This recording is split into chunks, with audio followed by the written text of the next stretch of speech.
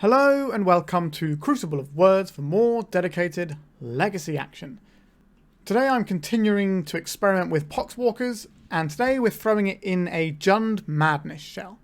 If you're unfamiliar with the Madness mechanic, essentially if you would discard this card it goes into a weird exile zone and then you can cast it from exile for its Madness cost. So Rootwalla here costs 0, this other Rootwalla costs 0, Anje's Ravager costs 2, etc, etc. So we're basically trying to draw, discard a bunch of cards, that sort of jazz, and get loads of free value off of it. So in order to do that, we've got our enablers for Madness. So we've got 4 Lines of Diamond, which is just the best, really. We've got 4 Faithless Looting, which can also help us find some useful things, but it's just a really good Madness enabler. We've got 4 Burning Inquiry. So this is each player draws 3 cards, then discards 3 cards at random. This can mess up our opponent's hand as well as enable what we're trying to accomplish. We have 4 Putrid Imp, so we can just discard stuff from our hand with this. There's also a creature, which is very relevant for the Vengevines we're playing. So what we can do is pitch some cards. So if we have a Putrid Imp, we can then pitch a Vengevine or 2, and then pitch some Rootwallas, and then all the Vengevines comes back, and we're having a good time. So these are the things with Madness we're trying to do, so the Ravagers and the Rootwallas. And then we have other stuff that's just good in the graveyard. So Vengevine, Angers, Ox of Agonas, which, you know, is going to be pretty useful, can give us a fresh hand. We're quite likely to be able to put this into play if we're doing things like Burning Inquiry. Then we have the 3 Poxwalkers. So if we're casting a card from anywhere other than our hand, this guy comes back. So every time we cast a Madness spell, this will come back. If we flash back a Faithless Looting, this will come back. That seems pretty good. If we escape our Ox of Agonas, this is casting from your graveyard. So this will also trigger our Poxwalkers. So I'm hoping that these are going to add a little bit of extra oomph to this deck that sometimes runs out of steam. Then we have this other package here, which is to sort of make use of the fact that we're discarding. So Hollow One is a 5 mana 4/4. Not great, but it costs 2 less for each spell. Sorry, for each card you've discarded or cycled this turn. So what we do is we can fire off a Faithless Looting, cycle Street Wraith, and then all of a sudden we've got 0 mana 4/4s, which, you know, is a pretty good rate if you're doing that on turn 1. So the aim of the game here is to make a lot of power and attack our opponent. We're not trying to disrupt our opponent. We are probably the truest aggro deck, I guess. This, like Goblins, is kind of aggro, but also kind of combo-y, and it can pivot into mid-range a little bit better. We are just throwing our stuff down and saying, can you beat this? That's kind of what we're trying to do here. This deck hasn't been great for a while, but you can definitely catch people off guard with it. And maybe Poxwalkers just gives us a little bit more reliability of making threats. So that's the plan. Sideboard-wise, we're going to have to interact with our opponents sometimes. So we've got some Graveyard Hate in Leylines and Fairies. We've got Bone Shards. So this is an additional cost to cast this, sacrifice a creature or discard a card. Now discarding a card is our jam, so pretty happy about that. So we can discard something and destroy a creature. We've got 2 Firestorms. If we need to kill lots of little creatures, we can discard a bunch of cards to this. We've got some Artifact Hate and Ancient Grudges and Meltdown. Obviously, Ancient Grudge is pretty good from our graveyard if we're cycling a bunch of stuff and LEDing or whatever. And we've got a couple of Run Afoul. So this can help us answer things like a Marit Lage, which can just bop us. You could play Pick Your Poison, but Pick Your Poison is not as good at killing Marit Lages because they can make it in your end step, and then the sorcery speed of Pick Your Poison is going to come back to bite you there. So yeah, this is the list. I don't think Madness is particularly well positioned right now in the meta, but we're going to give it a go and see how it fares, because, you know, that's what we do when we get hold of new cards. We try them out, especially on this channel. We like to try out new things, and maybe that stops you from having to. But you never know, maybe this is the secret sauce and we're going to get there today. Alright, remember to like and subscribe, and let there be madness. If you're looking to play Legacy on MTGO like me, why not try Card Hoarder? They're a rental service that I personally use, and I found them better than other rental services that I've used in the past. So why not give them a try? Alright, our opening hand seems okay here. I think we'll keep it.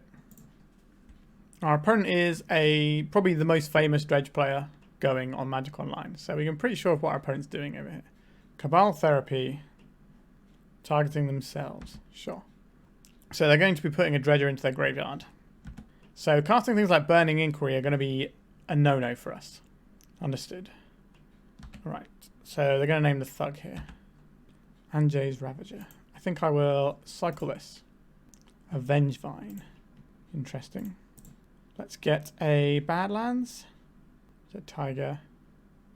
Probably a Taiga for this one, actually. Let's cast a Faithless Looting. Interesting. So, I guess we chuck out these two. Because we want the Vengevine for next turn. Let it be known that our opponent does have the breakthrough. So this is potentially going to be a pretty scary turn for us. And they're also going to break through for one. So if there's one thing they want to keep in hand, if they like miss on dredges, for example, and they find like another sort of careful study type card, it's going to be pretty savage. Right, we're going to pop our opponent's graveyard out because it's quite an important zone here. I think we play the terrible creatures that we just cast for regular mana costs game better than our opponent does if we both end up locked under ley lines in the post board. Right, here's the Cephalid Colosseum. We're going to see this breakthrough for one, I imagine. Right, so they hit dredges. Yeah, so they're going to be able to dredge with every instance of these draws. So that's 3 Narcomoebas. How many bridges do they have? 1 bridge, 2 bridges. Okay, so they're going to get back the Hogak and a bunch of stuff. I don't think we can win this one. Our opponent's doing a more broken thing than we're doing. Alright, so I would like our graveyard hate here. I don't believe we're bringing in anything to try and... Well, we don't really have anything to try and deal with our opponent's graveyard hate, because they might have ley lines and we're just going to have to suck it up. So we've got 5 cards we want to bring in. I'm not really big on this Burning Inquiry given what our opponent's deck does. Although Burning Inquiry is fine if we have a ley line. Are we playing the game if we don't have a ley line is the next question. Maybe we're not. So I guess I'm going to trim on the Burning Inquiry at least. Let's trim a couple of copies. And then we're probably looking at trimming some Street Wraiths. They're not that exciting. And the Faerie Macabre does Street Wraith things in terms of the amount of cards we discarded. We might have time for Ox of Agonas stuff, so we'll trim on that one. Alright, I'm not feeling great about this matchup, but Leyline in the Void is a very powerful sideboard card, and maybe we can Burning Inquiry away our opponent's answers to Leyline. Alright, what does our hand do? I think we can mulligan. I would like to find a Leyline. That's 2 Leylines, but no mana sources. So that's probably not the one. The lower we go on resources, the harder it will be for us to assemble a powerful opener. But I think we can afford to go to 5 here. Now we could just keep this and hope that we draw mana, but I don't really want to play that game. The double Leyline is strong though. What does this hand do? This hand... How many cards do we need to do the good things? So if we keep land, Imp, Vengevine, Rootwalla, this allows us to attack 4 on turn 1. If instead we keep this Lion's Eye Diamond, and then we bin off the Vengevine, the Rootwalla, and the Anje's Ravager, we can put all of these into play on turn 1 and have some mana left open. Right, it's not the graveyard hate I wanted, but it's pretty explosive. So we play this out, crack this for triple red. We'll cast both of these. We get our Vengevine back. And we're cracking for 4 on turn 1, and then we crash for 8, possibly more next turn, depending on what we find. Now, if we'd have had a Leyline to go with it, then that would have been nice. But I think presenting this significant clock, especially since the Anje's Ravager lets us, if you're unfamiliar with this card, when it attacks, we discard our hand and just draw 3 cards. So we just get to gas right back up. And we could find like our Faerie Macabre, which would be really important here. Now, if our opponent has a Lion's Eye Diamond of their own, they can do some pretty explosive stuff here. Lightning Axe. Goodbye, Anje's Ravager. So we don't get to gas back up. Are we cycling this? Now, what would it happen? What can we actually get out of this? We could get a land for the Rootwalla. I think that's good enough. Here is the downside. This costs 3 mana right now. We can't actually cast that. Right, so bash for 5. We're more likely to hit land than a hollow one there. But if we wait for another turn, we could maybe hit a land and a hollow one. Okay, a careful study. Our opponent's got some dredging to do. Alright. We'll just keep on bashing. What does this achieve for us? 4, 5, 6, 7. So if we attack, we can attack for 7 here. And then if we find a land next turn, we can attack for 7 again. I think we're just attacking for 4, 5. I think that'll do. We'll play this land on a diamond. And our opponent has to get something good together. Oh, that's pretty good. A triple Narcomoeba off of 1 dredge. Yikes. Okay, that might be an issue for us. How many bridges do we see there? 1 bridge. Okay, they've got a breakthrough as well. Right, so they're going to put some number of Narcomoebas into play this turn regardless of what we did. So they got Poxwalkers there. They get that back. They get the Hogax back. How do we break out of this one? How do we break out of this one? I don't think we can win this one. All right. The superior LED Poxwalker deck takes it there. All right, let's get around to. So our opener is a weird one. Like, we can spin this Burning Inquiry and hope it does something. We're very much at the mercy of what our deck wants to give us at that point. Like, I guess we're supposed to keep. Can't say I'm particularly happy about it, but...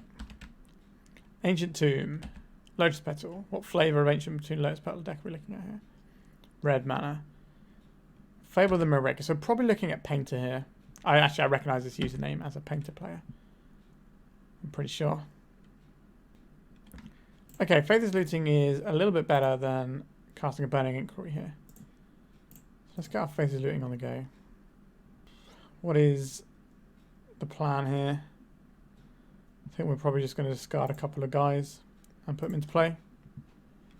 Not a very exciting play, to be honest. But I did say Madness isn't a great spot right now, and we're kind of going to prove that. The hollow one still costs 1 after a Faithless Looting, unfortunately. But if we cast a Burning Inquiry and don't lose our hollow one, then we can cast it for 0. And we've got some reasonable beatdown, and we can also mess with our opponent's hand. But putting cards in our opponent's graveyard is kind of what the Painter deck wants to do. So it can utilise its welders and things. But they don't have a welder right now, so maybe we'll be okay. Let's pitch 2 cards to the Fable. Played a Great Furnace. And a Painter's Servant. Okay, so they could be threatening the win next turn. They might have Pyroblasts here that can just mess with whatever we're trying to accomplish. So they're going to attack with the Goblin Shaman here. Get themselves a treasure. I don't think we're doing very well if our Rootwallas don't get to attack. I don't think we're doing very well if they do get to attack. 1/3 body is surprisingly good. And there is the Welder, which kind of makes our Burning Inquiry line completely useless. Alright. Not having a great time. Okay, so I think we cast this Burning Inquiry. I probably might Pyroblast this. But I don't think it matters for them because they can just welder back whatever we do anyway. Right, so they're Pyroblasting us. Let's put this mountain. Let's attack with our Blazing Rootwalla. Let's make it slightly larger. Now the other option there is to play the Putrid Imp.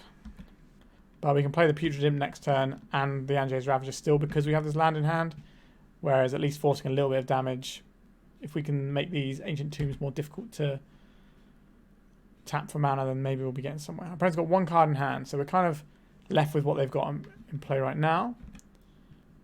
Vengevine. Okay, this could be a pretty good turn for us. So we're going to go get Badlands here. Cast a Putrid Imp. And we're going to discard a Vengevine. And we're going to discard a Putrid Imp. Then we're going to discard an Anje's Ravager. This is a card we get to cast. This is creature number 1. This is also the 3rd card we've discarded and the 2nd creature. So we get our Vengevine back. We get our Anje's Ravager. We basically got until this Urza Saga ticks down to try and win the game.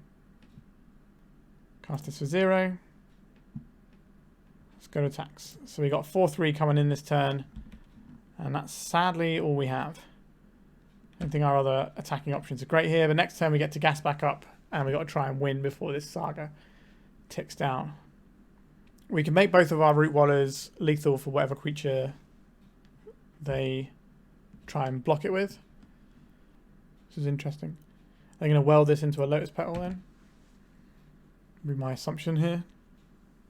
Yeah. Alright, we successfully attacked for 0 damage in our aggro deck. Not how we want the combat steps to go. Right, so the Saga can now make a pretty hefty boy. So it can be a 3, and then they can copy it with the Reflection. So they can have 2 4/4s, which is bigger than what we've got going on right now. Like, we do have a 4/4, I suppose, and a 4/3. So we'll trade into their 3. Okay, this is game over then, right? Do they have the mana for this? So they've got 3 mana here. So they use one of it to copy. So they got 5 mana. So they use one of it to copy the Goblin Engineer. And then they can use the others to weld it. So they should have the lethal here. Right, I can copy the welder. And then they can just... Are they waiting to do it in our upkeep? I think they are. I'm going for attacks here just to have an additional artifact to help with the amount of mana they need. They might just grind us in combat here. I'll take a free block. Our opponent's thinking about it. I'm not sure what they're thinking about here. Like, we're both hellbent. They do have a win on that's available to them. Right, so they can copy the welder. Yep. So they weld in the grindstone off of the treasure. Activate it, targeting us, turn it into the painter. And then we lose our whole library. Okay. So, I would like some Ancient Grudges and Meltdowns, please. Firestorm probably isn't where I want to be. Faerie Macabre has some text. I think we can board out a Street Wraith from Macabre here. Probably trim an Anje here. We don't need all those. Do we even need any of them? Probably trimming an Ox. Maybe an Inquiry goes. We haven't done anything with Poxwalker. I would like to leave them in so that we can sort of see them do their thing. Maybe we'll trim a hollow one. These things aren't great if we've got a Lion's Eye Diamond and they've got a welder, because they can just keep swapping these two. They can keep swapping the Lion's Eye Diamond or the hollow one out for Lion's Eye Diamonds if we're trying to pressure them. We could bring in more removal as well, but we've got some number of pieces here. What does hand do?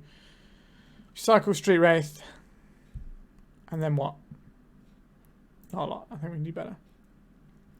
Burning Inquiry. Okay, I'll keep this one. What are we going to throw away here? Probably one of the imps. Now we could go full ham here and just Burning Inquiry straight up. Or we could play the Putrid Imp and go a little bit slower. Cycle this and see if we get any more information about what we want to do. A Lion's Eye Diamond, you say? Alright. Let's go hard. What did we achieve? Not a lot. Okay. Our opponent discarded 2 lands though, so maybe we've stranded them mana-wise. But our hand is not good. If we can find some amount of madness stuff, we can... So if we can find like just a Rootwalla, then we can bring back a load of creatures in one go. We do at least have his Ancient Grudge. Anje's Ravager. Okay, so we go black for this. Cast this Putrid Imp. And we crack this for red. We will cast our Anje's Ravager. We get back our Poxwalkers. We get back our Vengevine. And we get our Anje's Ravager into play. That was a pretty good turn. We've got an Ancient Grudge just sat in our graveyard as well, which is obviously a very useful card in this matchup. Alright. That was a pretty good turn too. Ancient 2 for our opponent. Probably looking at something like Fable. There it is. We can't play that with Ancient Grudge. This only hits artifacts. A Fury. That's a pretty good one. Let's see how they target things here. Maybe they just hit the Ravager and the Poxwalkers. Yeah, that's what they've gone for. That makes sense, because if they target the Putrid Imp, we can crack the Mire and get Threshold. Alright. So, any Madness creature allows us to play the Poxwalkers again.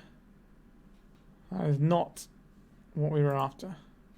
Well, we've got a clock for 6 here. That's nearly half our opponent's life total. And we have their combo covered a little bit because we have this Ancient Grudge. We can always use our Lion's Eye Diamond to cast if we have to. Alright, fail the Mirror Breaker. So they're going to attack us probably with a Shaman, get some mana here. They did pitch 2 cards to the Fable. So we're a little bit worried about Furies. Oh, it's another Fury. It is another Fury. This is a hardcast Fury. Can we realistically beat a hardcast Fury? I don't think so. Well, we could get a hollow one that trades with it at least. Right, so we're just losing the Putrid Imp. And the double strike on the Fury would certainly check our Vengevine. I'm pretty close to scoop this one up, I think. I don't think we're going to beat the Fury. Sure, you can show your hand, that's fine. Okay, so we're 0-4 in games. Not great. Let's go to round 3. Alright, we're on the play. What does our hand do? Very little. Let's mulligan. What does this hand do? Alright. This hand slaps, I guess. We keep this. Does it matter what we throw back here? We're on the play. So we're just going to dump these two into play straight away. Bring these two back. I guess we're just going to chuck away a hollow one. Get that in the mix. For as long as our diamond gets counterspell, that's not great for us. So this is kind of like the high roll of what you can do with Madness. So I'm probably going to counterspell this one. That's pretty good, but we're still going to have 9 power in play if they do. Alright, they're just going to scoop it up.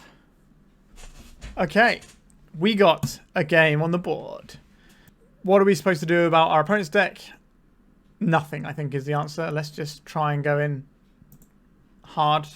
Just do our thing and hope it's good enough.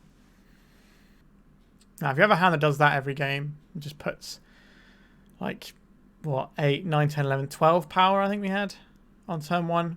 And 8 of that is attacking immediately, so that's a turn 2 kill via combat. I think that's where we would like to be, but whether or not we are going to be there particularly often remains to be seen. Also, Poxwalkers being a 3-1 does not feel amazing right now. But we're on the board, so let's see if we can do it again. I think we can keep this one. It's a touch slower than where we were. Obviously, because we had the blisteringly fast hand. But it has some game to it. Flooded Strand from our opponent. What flavour of Flooded Strand deck are we looking at? Volcanic Island, like Delver. Graph Digger's Cage. Okay, so our Vengevines won't be coming back. But Madness still functions under Graph Digger's Cage. Understood. Now we can try and mess with our opponent's hand if we want to. I think we will cycle this one first. And get some more information and then work out what we want to do with that information. A Poxwalkers. That also doesn't do very much with where we're at right now. Alright, I think we're going to get a Badlands here and deploy our Imp. Graph Digger's Cage is normally something you would see in Delver decks as a one-off in the sideboard. So I'm expecting our opponent to be Delver based on this start. Not a Wasteland, so that's something. If we can find a land, we can start doing stuff here. Let's attack with our friend. Right, we can start dumping in some Anje's Ravagers when the time comes. That's fine. Our opponent to not realise how much pressure they're going to be under.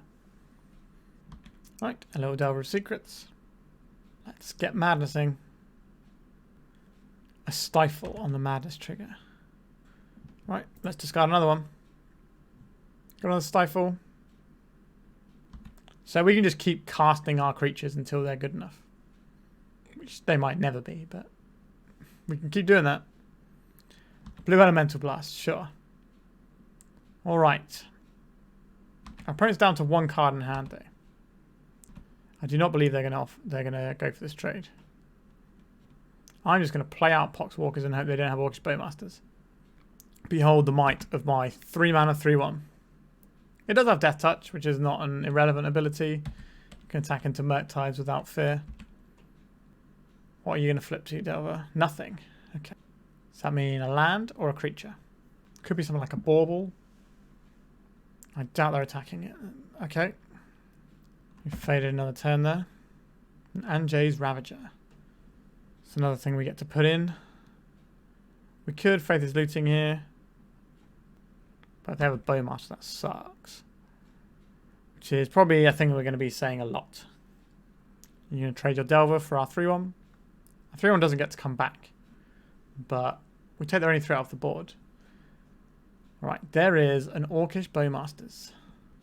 Not a huge fan of that guy. So they're going to ping our Putrid Imp. It's going to incentivize us to discard this Anje's Ravager. Alright. So that was basically the worst card they could have had left in their hand at that point.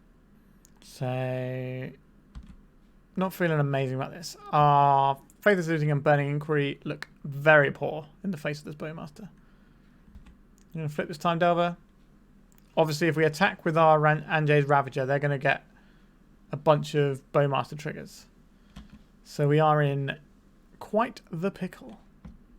Alright, so I'm going to take a chunk from this Insectile Aberration. We don't really have any removal here. This could be a Murktide. I think that's probably just a scoop phase for us there. I think our window is gone if this is a Murktide. There it is. Yeah, I think we could say no to this. Okay, so now we know what they've got. Bone Shards, potentially Firestorms, Run Afoul. I don't think we're trying to go after the one-of cage, but we want some combination of these things. So we can definitely trim an Ox and an Anger. We don't have to be super fast here. Like, Anger's nice, but we don't need it. So that gives us a couple of Bone Shards. I trim on a Street Wraith. I don't mind the Burning Inquiries, but I think if we're bringing in Firestorms, they probably fit in that slot. That gets us one Run Afoul. So we've got 3 answers to Murktide, a bunch more answers for Bowmasters. Alright, we'll try this.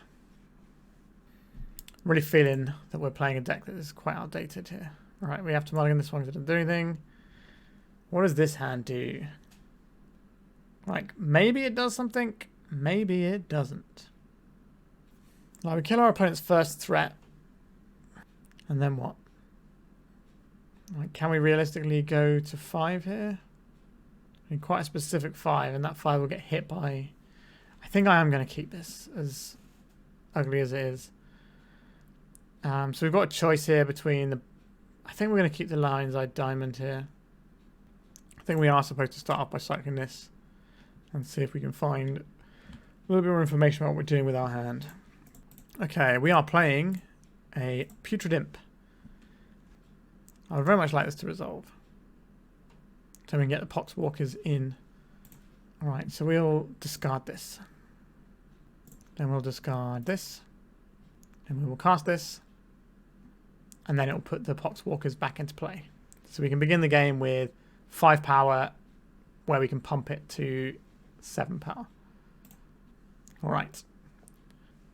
Is putting 7 power into play on turn 1 good? Remains to be seen.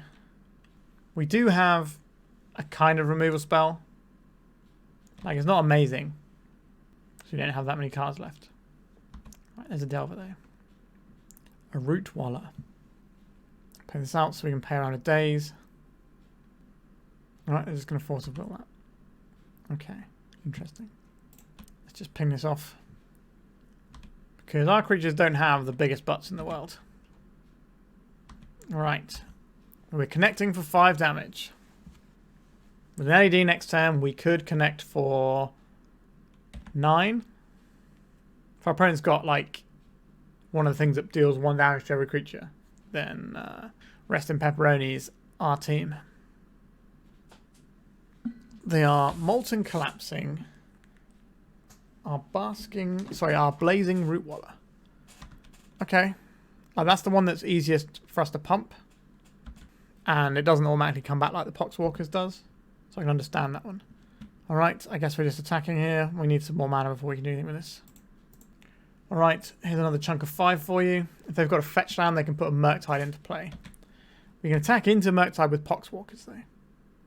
Okay. A Molten Collapse on the Poxwalkers. Sure. So now we just need to find a mana source. And then we can put this Anje's Ravager in and bring back our Poxwalker. There it is.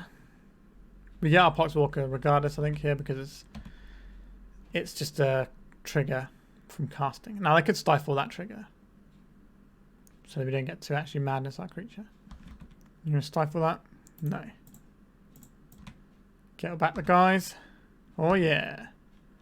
That's a lethal attack right there. Cut this for a Taiga. Blue Elemental Blast on our Ravager, sure. Alright, we've got a match win. And it was against Grixis Delver, which is arguably the best deck in the format. So it is possible to win with this deck. We just need to put like a whole bunch of power into play on turn 1 and hope that our opponent isn't putting big creatures up. That's kind of a problem we've had before. People drop in like Furies or just hordes of zombies or whatever from Dredge. Alright, we're 1 and 2, no 05. Excellent. Let's go to round 4. Okay. Sure. Let's mess our opponent's hand up. Leyline of the weird stuff. Okay. So we have to decide what colour mana we want here. Do we want black mana or do we want green mana? Black mana actually helps us cast a thing. Green mana helps us possibly get to Vengevine later on. I think I'm going to go for a Taiga here. Alright, let's mess with our opponent's hand. So I discarded a Vengevine there. And I'll put this into play. So we have 1, 2, 3, 4, 5, 6. So I can't actually do anything good with this Ox because it takes 8 other cards. So that'd be 1, 2, 3, 4, 5, 6, 7, 8. So that'd be everything. So we just get an Ox. I don't think that's good enough. So I think we're just going to be waiting another turn. If we can find anything that can go into the graveyard, then we can put this Ox of Agonas on the stack. A Ponder from our opponent. Facing down our mighty Rootwalla. Hollow 1. What does that actually do for us here? Not a great deal. So we have 1, 2, 3, 1, 2, 3, 4, 5, 6, 7. And we'd have to lose the Poxwalkers if we want to put the Ox of Agonas into play. Whereas if we do it next turn, that might not be the case. I guess the other option there is to cycle the Hollow 1. Is that worth doing right now? I will cycle this Hollow 1. Should have done this pre-combat if we're possibly planning on doing Vengevine stuff. Alright, so we've got another Vengevine. Okay, so now we're incentivized to wait and try and find a creature with madness. So we can get back Vengevine, Vengevine, Poxwalkers, Ox in one turn. What was our opponent up to over there? Scion of Draco. So this is just like first strike, hexproof, lifelink, trample, vigilance. Sure. Okay. So we have to cast this Poxwalkers. That's our first creature spell. We crack this for triple red. We escape this, so we get rid of the stuff that doesn't do anything. We get back some Vengevines. First strike, pretty annoying. Vigilance, also pretty annoying. All the things on this are really annoying. So if we attack with everything, we don't really get anywhere. So they're just going to go and gain 4 life this turn. Ugh. Not great. I'll probably play this Scion of Draco deck at some point. It feels pretty cheesy because it's kind of bad if you don't have Leyline, and Leyline is kind of bad if you don't have other stuff. It's kind of like an A+B where the A+B doesn't just win you the game like Show and Tell does. Or, you know, any of the other A+B combo decks. A Murktide Regent. So our opponent's creatures are large. This has got lifelink as well. Alright, I think we're just done here. Okay. I would like some Run Afouls, please. And some Bone Shards, I think. So we can trim on a Street Wraith. Probably an Anger can go here. Haven't really been doing the Anger stuff. I do like the Burning Inquiry here. Our opponent will take time sculpting their hand and we can just say no to it. It's pretty good. So the Hollow one goes. And a Street Wraith. Or the second Ox. Maybe the second Ox goes. Or it could be one of the Poxwalkers. But we want to get the Poxwalker action going. So we're going to leave them in. We can't cast our Putrid Imp. I think I'm going to mulligan this. Alright, I can keep this. And throw back one of these. We want Threshold. So we probably throw back the Taiga. So we can lead off with a Putrid Imp. Sure, they've got their serial Leyline in play. Let's go and get this Badlands. Place Putrid Imp. And pass. I guess we missed 1 point of damage by not just discarding the Anger straight away. But we might want to discard a bunch of cards in one go for a Hollow one. Okay, so if we discard this, if this comes into play, we can give it haste as well. Brainstorm from our opponent. Discard this anger. Okay. Pretty reasonable things to discard next turn. Cycling Law revealed. Okay, that means they're not putting a big scary monster into play this turn. That's something. An island, we're going to see another ponder. So Leyline Binding. What would you like to target? Probably the Anje's Ravager, I would imagine. Yep, that seems annoying, but fair enough. So if we find a Madness guy, we can put some stuff into play right now. Oh yeah, here we go. Let's go and get a Taiga. Cast the Poxwalkers. They're unlikely to counterspell this. Let's discard this Vengevine. Let's discard this Rootwalla. Let's cast this Rootwalla, get back our Vengevine. Yeah, now we're cooking. Look at this. Look at that, 9 of your finest damages. Now, if they can just play one of those stupid lifelink guys, then we're probably just going to die. But, oh yeah, we got a game there. So, we don't have any way to destroy enchantments. So again, I think we're just leaving in the stuff that destroys their guys. They have hexproof, right? Am I right in thinking that? They do have hexproof, right? Maybe we don't want the Bone Shards. So maybe we just get to keep stuff that helps us go faster. Like Anger and the Ox. Let's try that. Oh, a nice unplayable hand. Let's send that back. Oh, another unplayable hand. Very nice. Let's send that back. Ooh, not very good hand, but we have to keep it. So, like, we can just keep business spells here. The 2 cards got to go. So we send back probably the Badlands, and I guess it's the Street Wraith. They've got the Leyline. Always got the Leyline. Burning Inquiry. Oh, look, a card we can't cast. We can cast our 0 mana 4/4 though. Oh, are they just going to make this silly Scion guy? They are. So we need to find a Run Afoul. A Vengevine. That doesn't do it. Are we just casting these? I guess we want them in play in case we do find what we're looking for. So in comes this, and in comes this. Because if we find the Run Afoul, we want to be able to start putting some hurt on our opponent. Alright, up the beanstalk from our opponent. We're going to crack for 4 and gain 4 life. Let's flash this back. Like, we can't... I guess if we throw these 2 back, then at least if we draw any green source, we can just play the Vengevine. Not that we get to attack into the first strike. Hexproof, lifelink, trample, vigilance creature. Where's my destroy all permanents of a certain colour? Okay, so they kill us this turn.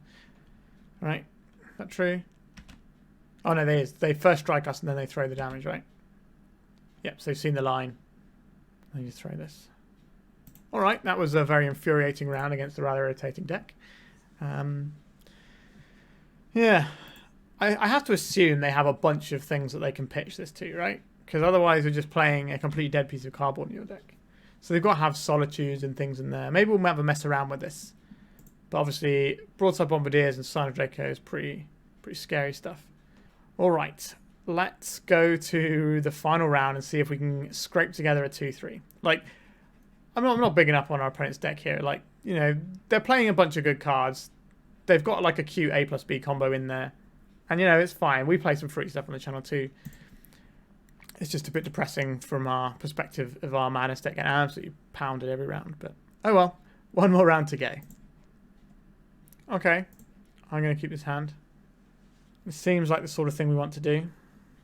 If we can find a Street Wraith, then we can get our hollow one in. This hollow one feels real clunky to me, to be honest. Okay. So we do have the Street Wraith here. So we can pitch Rootwalla. 2 creatures in here. So we can cycle the Street Wraith.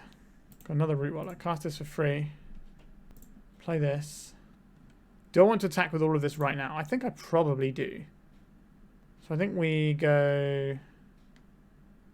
We crack it for red. Activate this. Activate this. And then we get to swing for a bunch. So that's 11 damage on turn 1. Alright. That's the way to do it. So Hollow One actually came up and was useful there. Alright, we don't know what our opponent's doing. I guess we just hammer it back in again and hope that the core strategy of our deck does something. Then we can keep this one. We've got the Putrid Imp, which does quite a lot of heavy lifting in this hand. It allows us to cast turn 2 Anje's Ravager. Ancient Tomb from our opponent. Chrome Mox. Are we looking at goblins? Or just prison?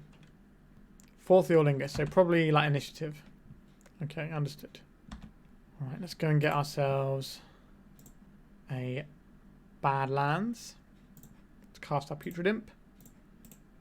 We can cast our other guys as and when we need to. Alright, this is making me want to put this into play, because this gives us some creatures to contest the initiative with.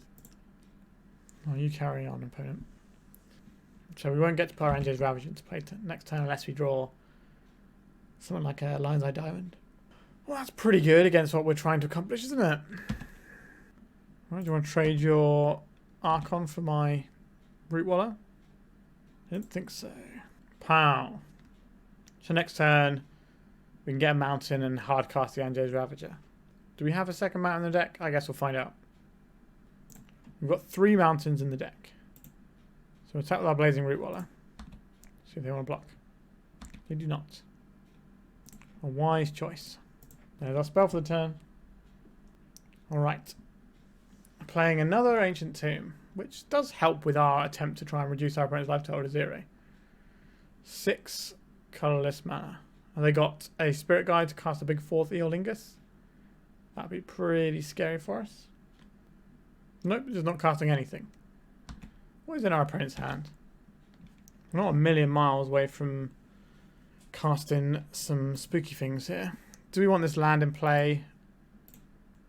Or do we want to play a green source if we find one?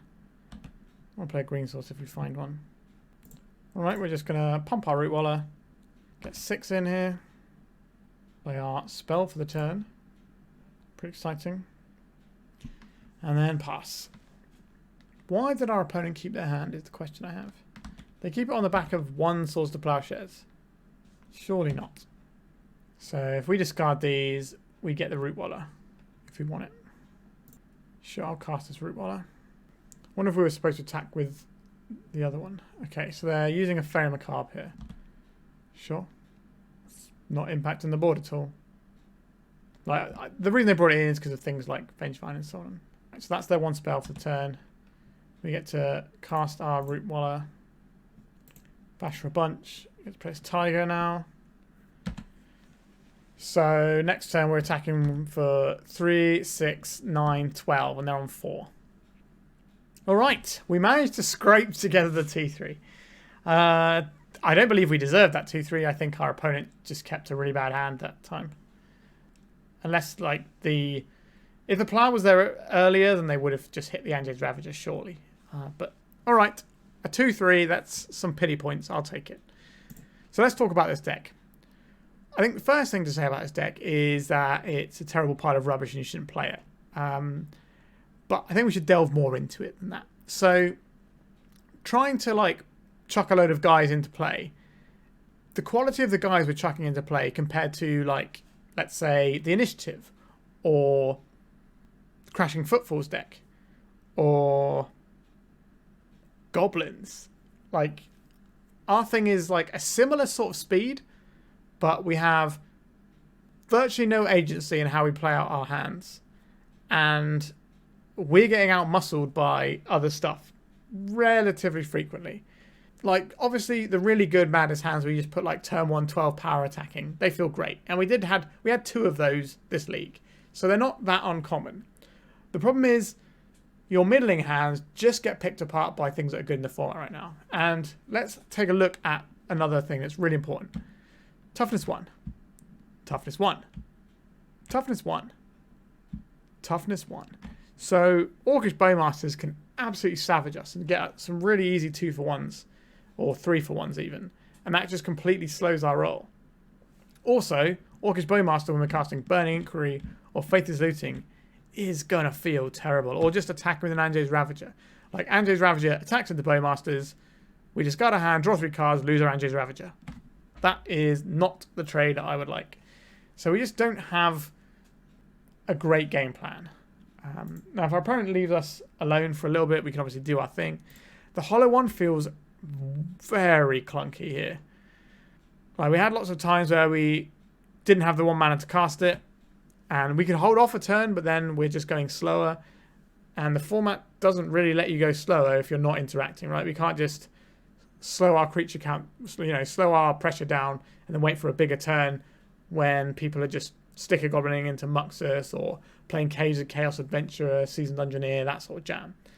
So this deck is just, like, let's be honest, Madness was never a great deck in Legacy. There was a little flash in the pan where it was, kind of strong. It wasn't tier 1, but it had some game against some stuff, and people weren't just prepared for a really aggressive onslaught of stuff. But now, because there's so many better aggressive decks, people are prepared for an onslaught of stuff, but they're prepared for a scarier onslaught than what we can provide here. So a lot of people can just go, okay, we'll just, do this plow and stick this other guy, and then you're going to be behind. Or play a big scary Sign of Draco that we can't do anything about. That was very annoying. So this is very much a deck that's been power crept out of the format. But I'm glad we tried it. One thing I will say, Poxwalkers, it did give us more power.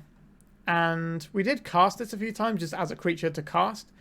But I don't think this is the best place to be playing Poxwalkers. This looked a lot better in a deck with Cabal Therapy, which is where I think it should be. I'm going to try it in a Hogak Shell at some point, but we'll probably give Poxwalkers a break for the rest of the week and try some other bits and pieces in the meantime.